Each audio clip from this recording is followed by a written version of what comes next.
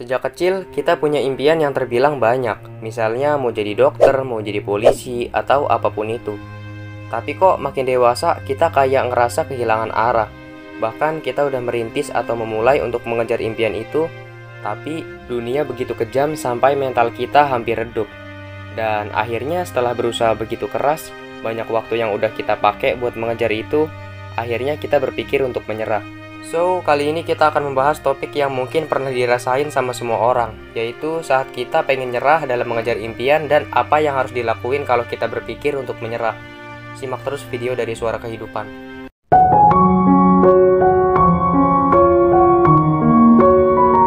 Ketika kita ngerasa capek buat mengejar impian, mungkin bisa bikin kita berpikir untuk menyerah dan mengakhiri mimpi yang udah kita bangun. Tapi, coba deh kita pikir lagi. Kalau seandainya kita mau nyerah, kenapa kita memulai mimpi itu dari awal?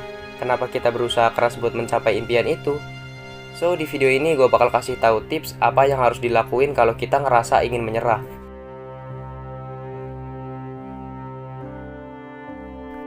Pertama-tama, ketika kita merasa ingin menyerah, coba evaluasi kembali impian kita.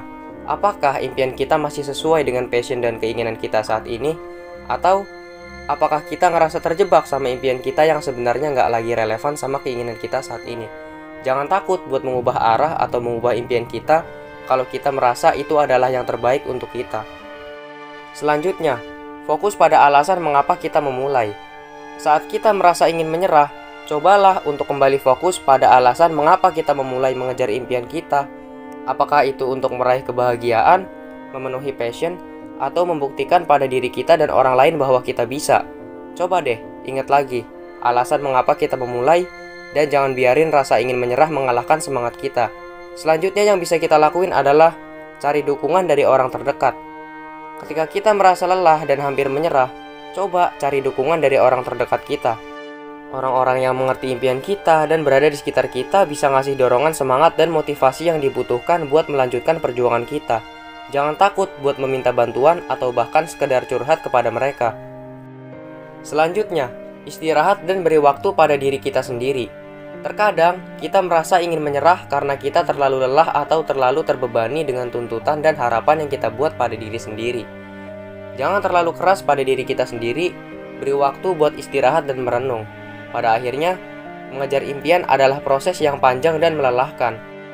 Jadi pastikan kita ngasih waktu buat diri kita sendiri untuk pulih. Nah, yang terakhir, pertahankan tekad kita dan jadilah pemenang.